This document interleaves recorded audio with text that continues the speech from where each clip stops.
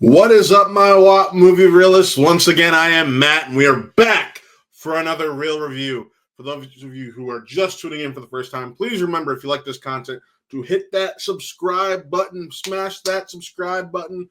I'm setting the goal for next year that we are at 1,000. We'll see. Going to keep pushing this content up. And speaking of content, if you haven't already, check out some of our other reviews like Gladiator 2 or Wicked. Both those reviews are up now on the channel. Really excited to share my thoughts on those because those are some really special movies. But we do more than just reviews here. We do reactions and we also do podcasts. Right now, we have an ongoing podcast series called Views from Metropolis, which is a Superman podcast. We are visiting the Man of Steel in all his various different iterations, from Smallville to the Christopher Reeve films, to the Henry Cavill films, Tyler Hoechlin show, Superman and Lois, animated, doesn't matter. We're trying to get through as much of it leading into James Gunn's Superman, so be sure to come back and check those out. However, that is not why you are here. You are here to talk about Moana 2. That is right. You folks want to know what Moana 2 is all about. I'm not going to tell you what it's all about, but I will tell you it's a damn fun time in the theater. Fun fact, this film was originally supposed to be a television show for Disney Plus on streaming.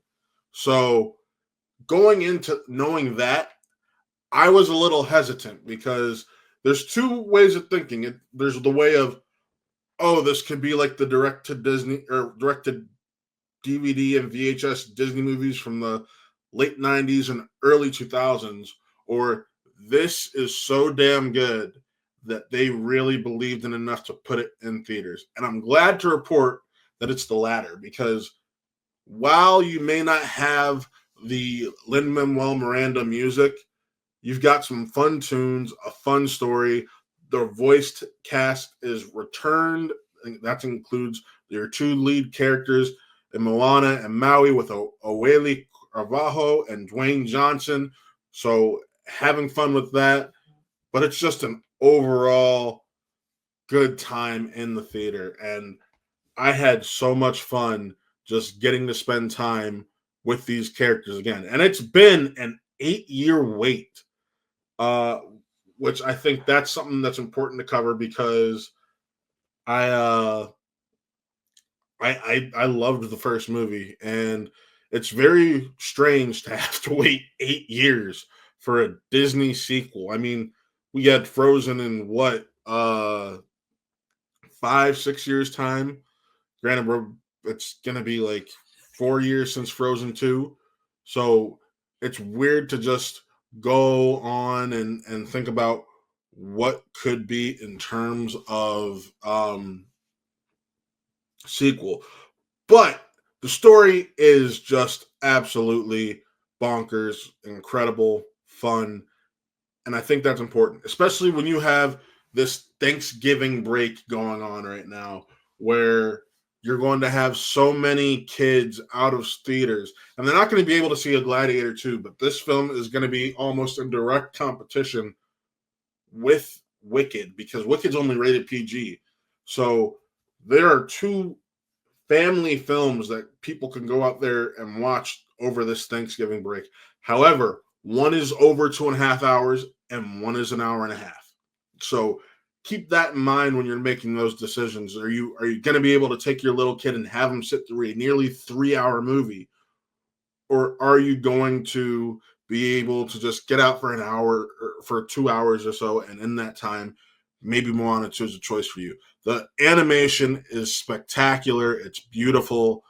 And the story, while it doesn't have the same heart, it's pretty damn close. It's something where instead of thinking about the present, she's also having to think about the future, which I thought was really important for this character, because she made her people, got her people to the point where they're willing to explore the sea, and now they're not nomadic, but they're back at their home island of Motunui, and they have wayfinders, with which Moana is chief among them. And you want to see these people progress as a people, as a tribe, and that's what this story is about. It's about connecting all of these different peoples and tribes and broadening the horizons of the collective people. So if I'm having to give this film a rating, and I know considering how I'm gushing about it, sounds a little weird, 3.5 out of 5. And that's just because of what the original set forth for us.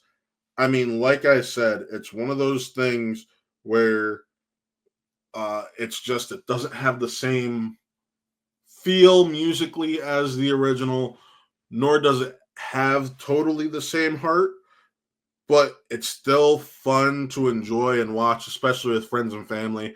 And a nice little escape on this Thanksgiving weekend, or long weekend, I should say. So, if I'm giving any rating, this is what I'm giving it. With that, folks, however, thank you for tuning in, and be sure to check out everything we do over here on White Roll Entertainment. Check out the stuff I plugged earlier on. Be sure to come back. The next episode of Views from Metropolis drops next Friday, and that is on Smallville Season 3, so check that out. And then also, if you haven't already, follow our sister channel, Watt Gaming. That's where all of our Twitch streams go to live after Taylor or myself play them. So if you want to see Taylor play Veilguard or me play any NBA game or sports game, really, and have a story connected to it, like, say, a franchise mode or things like that, then be sure to tune in and check that out, because it is so fun to do this stuff. So, yeah, with that, folks, signing off. I am Matt. This was another Real Review, and we'll see you next time.